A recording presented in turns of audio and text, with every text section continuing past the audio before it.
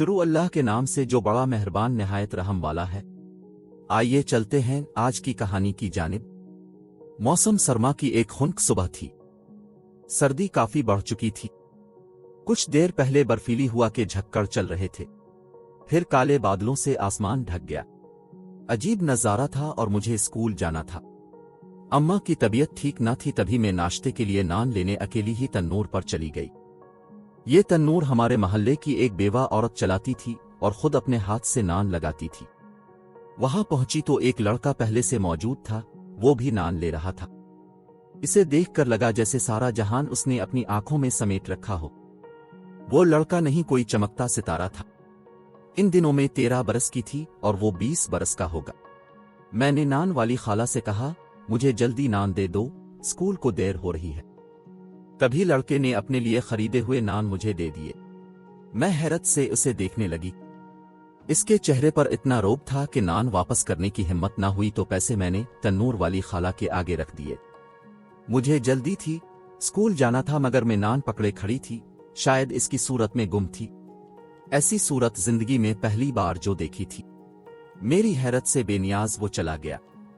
इस वाकया को एक माह गुजर गया। दोबारा न देखा तो आंखें इसे देखने को तरसने लगी, मगर वो दिखाई ना दिया। जब घर से निकलती दुआ करती, काश इसे देख लूं। एक रोज दुआ कबूल हो गई। दोपहर का वक्त था, मैं ट्यूशन पढ़कर वापस आ रही थी।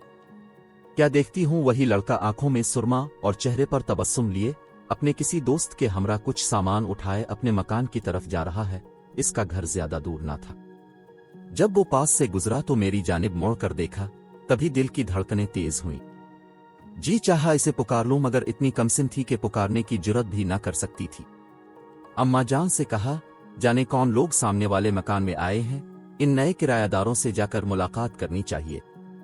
क्यों भाई, क्यों जाएं? उन्होंने सख्ती से जवाब दिया और मैं सहम कर चुप हो गई। एक रोज कुदरत ने अचानक उसकी सूरत दिखा दी। क्या देखती हूं, घर के सामने खड़ा है और मोटरसाइकिल ठीक करवा रहा है। मुझे अपनी आंखों पर एतबार नहीं आ रहा था। जल्दी जल्दी उसकी तरफ गई। वो अकेला था लेकिन बात न कर सकी। एक लफ्ज भी अदा नहीं हो रहा था। एक रोज एक खातून और 2 लड़कियां हमारे घर आए। आने वाली आंटी ने अपना तारुफ कराया। मैं जुनेद की मां हूं और ये मेरी बेटियां ज़ेबा और शीबा हैं। हम आपके सामने वाले मकान में आए हैं, सोचा अब से मिलें। वो बहुत मिलनसार और मुहज्जिब थीं। अम्मा और आपा खुशदिली से मिली, उनको पसंद किया और कहा कि हम भी आपके घर आएंगे। मेरी खुशी की इंतहा न थी। दिल की मुराद बर आई थी। आरज़ू थी कि उनके घर आना जाना हो। एक बात नोट की कि वो मेरी जानिब तवज्जो और दिलचस्पी से देखती थीं। शीबा ने मुझसे दोस्ती कर ली और घर आने का अहद लिया। हफ्ता बाद अम्मा ने कहा, हमसायों से मिलकर आते हैं। मेरी खुशी की इंतहा न रही, जल्दी से तैयार हो गई। मैं और अम्मा गए। उन्होंने बड़ी आवभगत की। हम वहां कुछ देर बैठकर आ गए। दिल था कि इस मकान की दहलीज पर रह गया था। मैट्रिक के इम्तिहान होने वाले थे। मैं पढ़ाई में मसरूफ थी, लेकिन शीबा रोज आ जाती। मैं पढ़ाई छोड़कर इससे बातें करने लगती। खुदा खुदा करके पर्चे हो गए तो एक रोज उसने कहा, हम तुम्हारा रिश्ता जुनेद भाई के लिए मांग रहे हैं, तुम्हारी क्या मर्जी है? क्योंकि भैया का ख्याल है कि किरण की मर्जी जरूर मालूम करनी चाहिए। मैं ये सुनकर शर्मा गई, मगर खुशी चेहरे से छलक रही थी। शीबा ने पूछा, तुम चुप हो लेकिन मुस्कुरा रही हो, तो मैं हाँ समझूं। मैंने इस बात में गर्दन हिला दी क्योंकि चेहरे पर हया की सुर्खी ने इसे सब कुछ बता दिया था। शीबा ने जुनेद से कहा, जिस लड़की को तुमने पसंद किया है वो भी तुम्हें पसंद करती है, हम किरण का रिश्ता जरूर लेंगे। अम्मा अपनी हर बात मेरी बड़ी बहन के सलाह व मशवरे से करती थीं और आपा जो शादीशुदा थीं हमारे घर की ऊपर वाली मंजिल पर रहती थीं। जब जुनेद की अम्मा रिश्ता लाई तो अम्मा ने आपा से मशवरा किया और फिर उन्होंने लड़के को बुला लिया। कुछ देर बातचीत की। उनको जुनेद बहुत पसंद आया। उन्होंने बाबा से बात की। बाबा खासे बूढ़े थे, कहने लगे, बेटा जैसी तुम लोगों की मर्जी, मैं क्या कह सकता हूं, खुद ही देखभाल कर लो। बहनोई ने भी जुनेद को जांचा परखा, फिर अम्मा को कहा, लड़का अच्छा है, फौरन हाँ कर दें और साथ ही निकाह कर दें। जो मैं सोच भी ना सकती थी वो हो गया। पहले दिन बात पकी हुई और हफ्ता बाद मेरा जुनेद से निकाह हो गया। शुरू में ससुराल वाले बड़े तहाइफ लेकर आते। कुछ अरसा बाद उन्होंने मुतालबा किया कि रुखसती कर दें। इस बात पर बहनोई साहब ने कहा कि 4 साल का अपने अहद किया था, अभी तो 2 साल गुजरे हैं। मेरे ससुर गरीब आदमी हैं, उनकी आमदनी का कोई खास जरिया नहीं है। अच्छी रकम का बंदोबस्त कर रहे हैं ताकि जहेज बना सकें। कुछ जहेज बन जाए तो लड़की को रुखसत कर देंगे। लेकिन उन्होंने ही इसरार किया कि हमको जहेज की जरूरत नहीं है, हमको बगैर जहेज के रुखसती दे दें। इसके बाद कुछ लोगों ने ये बात फैला दी कि वो लड़की को बया कर ले जाएंगे और फिर तलाक दे देंगे। तब मेरे घर वाले बेहद परेशान हो गए। इस वजह से बहनोई ने मेरे हक महर में 50,000 के इजाफे का मुतालबा कर दिया। इस बात पर वो लोग बददिल हो गए और पीछे हो गए। अब असल परेशानी का शिकार मैं और जुनैद थे, क्योंकि हमें एक दूसरे से जुदाई मंजूर न थी। शीबा ने मुझे अपने भाई का खत ला कर दिया, जिसमें लिखा था, पार्क में मिलो। मैं सहेली के घर जाने के बहाने पार्क में आ गई और इससे मिली। सलाम के अल्फाज भी मुझसे अदा नहीं हो रहे थे। वो जाने क्या क्या कहता रहा, लेकिन मैं एक बात का भी जवाब ना दे सकी, बस उसके चेहरे की तरफ देखती रही। जब कहा, क्या बात है, तुम इतनी खामोश क्यों हो? देखो किरण, अगर तुम्हारे घर वालों ने रिश्ता ना दिया तो मेरे घर वाले तलाक पर तुल जाएंगे और हम बिछड़ जाएंगे। मैं बहुत कुछ कहना चाहती थी, मगर कहा तो बस इतना, और मिल जाएगी लेकिन मुझसे ना मिलेगी। हाँ, तुम परी हो, लेकिन अहद करो मुझे धोखा ना दोगी। अहद करो तुम कभी मुझे धोखा ना दोगे। उसने मेरे सर पर हाथ रखकर कसम खाई कि कभी धोखा ना दूंगा। कुछ देर बाग में बैठकर हम आ गए तो मेरे दिल को सुकून मिला।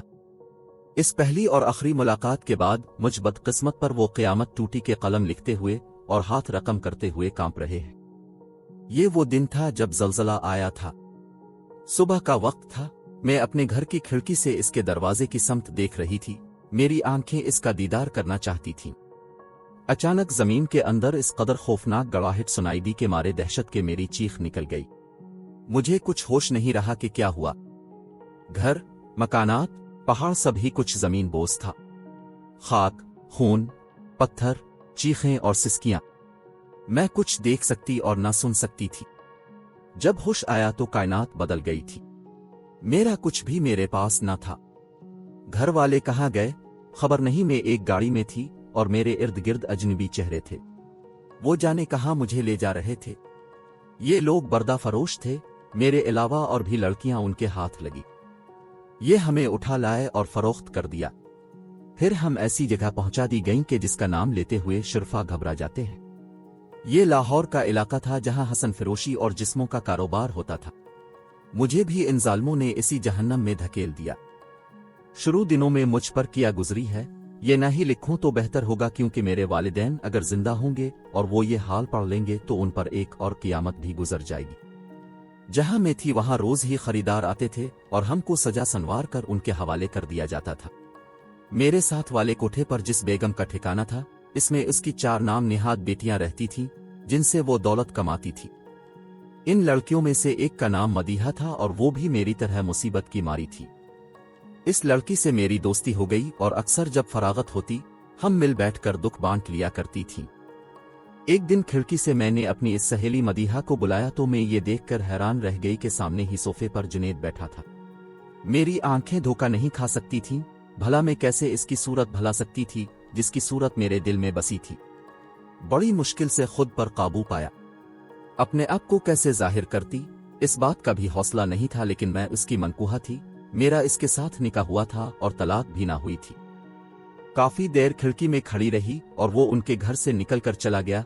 साथ इसका दोस्त था। जब वो चला गया तो मैंने मदीहा को बुलाया और पूछा कि ये कौन लोग थे। कहने लगी, शमशीर था जो आपा का शदाई है और आज वो अपना एक दोस्त साथ लाया था। ये नया पंछी है, मेरे लिए बात की है, शाम को मुझे ले जाएंगे। मेरा दिल बैठ सा गया। लब पर हकीकत लाना चाहती थी, मगर जब्त कर लिया कि राज इफ्शा होने की सूरत में मजीद हालात खराब हो सकते थे। 1 हफ्ता तक वो नजर ना आया। बारहा इरादा किया मदीहा से पूछो, मगर जबान न खोल सकी। इत्तेफाक के एक रोज मेरी तबीयत खराब हो गई और दवा लेने अम्मा ने मुझे नौकरानी के हमरा साथ वाले मतब भेजा तो मतब के दरवाजे के करीब मुझको जुनैद नजर आ गया। मैं खुद पर काबू ना रख सकी और निकाब उलट दिया। हालांकि मुझे पता था कि यहाँ इर्द गिर्द ऐसे चौकीदार फिरते रहते थे जिनके फराइज थे कि वो हम पर नजर रखें ताकि कोई लड़की कहीं भाग कर ना जा सके। जुनेद ने मुझे देखा तो शशदर रह गया। तुम यहाँ? हाँ, मैंने झूठ बोला, हमारा घर सड़क पार बलाक में है। यहाँ मैं दवा लेने आई थी, अम्मा की तबीयत बहुत खराब है। तुम लोग सब खैरियत से हो? हाँ, ज़लज़ले के बाद एक इमदादी टीम ने हमें कुछ दिन कैंप में रखा, फिर यहाँ ला बसाया। और तुम? मैं भी जिंदा हूं और तुम्हारे सामने हूं। हाँ, मुझे पता है कि तुम कहाँ जा रहे थे। वो कुछ खजिल सा हुआ। इस रोज भी मैं दवा लेने आई थी तो तुम सामने की तरफ जा रहे थे। वहां कौन रहता है? मैंने बनकर सवाल किया। वहां मेरा दोस्त ले गया। इसकी एक दोस्त है मदीहा, वो इससे मिलने गया था, लेकिन सुना है वो जगह तो अच्छी नहीं है। एकदम में बिफर गई। मैंने कहा, जुनेद झूठ मत बोलो, तुम जैसा झूठा, फरेबी और चक्करबाज मैंने पहली मर्तबा देखा है। आज के बाद मेरे रास्ते में मत आना, मुझसे मिलने की भी जरूरत नहीं है। वो कहने लगा, किरण तुमको क्या हो गया है? उसने काफी इसरार किया कि अपने घर का पता दो, लेकिन मैंने कोई बात ना सुनी। काफी देर समझाता रहा कि दिन रात दुआ के बाद मिल गई हो तो ऐसा मत करो, लेकिन मुझे डर था कि इस बाजार का कोई निगहबान मुझे देख लेगा तो मेरी शामत आ जाएगी और वो गुंडे जुनेद की जान के दुश्मन हो जाएंगे। मेरी आंखों में आंसू थे मगर बेबस थी। कोठे वाली माँ तो कभी किसी को यूं अकेला न भेजती थी। मुझ पर एतबार करके मुलाजिमा के हमरा भेजा था, मगर मुझे यकीन था कि इसका कोई ना कोई गिरगा मेरी निगरानी जरूर कर रहा होगा। उस वक्त बेबसी से आंसू मेरी आंखों से छलक रहे थे और बदन थर थर कांप रहा था। मेरी ये हालत देखकर इसने कहा, वाकई तुम बहुत खूबसूरत हो, इसमें कोई शक नहीं, और मैं तुम्हारे काबिल नहीं था। लेकिन यह सच है, मैंने अपनी जिंदगी में मोहब्बत सिर्फ तुमसे ही की है और हमेशा करता रहूंगा, तुम चाहे मुझे भूल जाओ। रही बात मुलाकात की, अगर तुम नहीं चाहती, आज के बाद मैं भी तुम्हारे इस शहर में नजर नहीं आऊंगा। अगर तुम खुद मुझसे राब्ता करना चाहो तो ये लो मेरा नंबर, उस पर मुझे फोन कर देना। मैं तुम्हारे सारे गम समेट लूंगा और अपनी सारी खुशियां तुमको दे दूंगा। सदा खुश रहो। वो चला गया तो मैंने मुलाजिमा से कहा, शानो तुम अम्मा को कुछ ना बताना, दरअसल ये मेरा शौहर था, निकाह हुआ था, रुखसती नहीं हुई थी, तलाक भी नहीं हुई थी, बस रुखसती पर झगड़ा चल रहा था कि हम बिछड़ गए, ज़लज़ले ने हमको जुदा कर दिया। शानो कहने लगी, बेटी तो अब इसको भूल जा, जिस जगह तो है वहां से कोई शौहर अपनी बीवी नहीं ले जाता, ले भी जाए तो दुनिया इसको खैर करती है और फिर तुमको वापस यहां ही पना लेनी पड़ेगी। दूसरी बात यह है कि अगर किसी ने इसको तेरे साथ बात करते देख लिया तो फिर तो अच्छी तरह जानती है यहाँ के कायदे कानून क्या है। भलाई इसी में है, माजी को दिल में दफन कर दे। शानो मुझ पर मेहरबान थी। मैं जानती थी कि वो मेरा राज इफ्शा ना करेगी, लिहाजा मैं इससे दुख बांट लिया करती थी। ठिकाने पर आकर मैं निढाल थी, बिस्तर पर लेट गई। माँ ने समझा कि मेरी तबीयत खराब है, इसीलिए निढाल पड़ी हूं।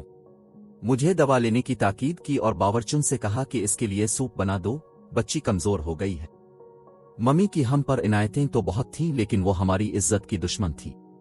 यूं हम सारी लड़कियों पर वो दिन रात वारी सदके जाती थी, हम नोट कमाने की मशीनें जो थीं। इस बार जब वो मदीहा के पास आया, मैंने खिड़की से देख लिया। अगले रोज मदीहा से कहा कि जरा तुम इससे किरण का जिक्र करना कि कौन थी, कैसी थी और तुम्हारी क्या लगती थी, और मुझे बताना। मदीहा ने मुझे बताया कि वो तुम्हारी बहुत तारीफ करता है। कहता है कि अगर दुनिया वाले मुझे सारी दौलत, सारी खूबसूरत लड़कियां दे दें तो वो एक तरफ और किरण एक तरफ, मैं इन सब को ठोकर मार दूंगा। वो तुमसे बहुत मोहब्बत करता है। दरअसल इस जगह वो तुमको ढूंढने की गरज से आया था, क्योंकि उसे पता चला था कि वो वैगन वाले इस जलजला ज़दा जगह से जो लड़कियां ले गए थे, वो लड़कियां उन्होंने कोठों की जीनत बना दी थी। वो तेरी ही तलाश में घूम रहा है, मैंने इसके दिल का राज ले लिया है। तुझे इतना अच्छा हम सफर मुबारक हो। अब अगर तो कहे तो मैं उसको तेरा पता बता दूं। नहीं मदीहा, क्योंकि अब मेरे पास कुछ बचा भी नहीं है। फिर तुझे पता है कि माडाइन के हाथ कितने लंबे हैं, वो तो इसको जान से मरवा देंगी। मदीहा बोली, अरे जालिम, इसको सारी हकीकत बता दे। वो जुबान का पक्का है, एक बार इस शहर से निकल गया तो फिर कभी नहीं आएगा। मैं खौफ से इस वक्त ना बता सकी, मगर सोचती थी कि बता दूं। ये सोचने में शायद मैंने बहुत देर कर दी। अब 6 साल होने को हैं कि फिर उसकी सूरत नहीं देखी। कई बार फोन पर राब्ता करना चाहा मगर ना हो सका। शायद इसका नंबर बदल गया और शायद वो अब किसी और बाजार में मुझे तलाश कर रहा हो। मेरी कैफियत इस गम में ऐसी हो गई कि फिर कभी लबों पर मुस्कुराहट ना आ सकी। सब कहते थे इसे क्या हो गया है, रंग पीला और में हड्डियों का ढांचा रह गई। तब किसी ने माँ को कहा कि इसको मजार पर ले जाओ तो ठीक हो जाएगी। माँ दीगर लड़कियों के हमरा मुझे मजार ले आई।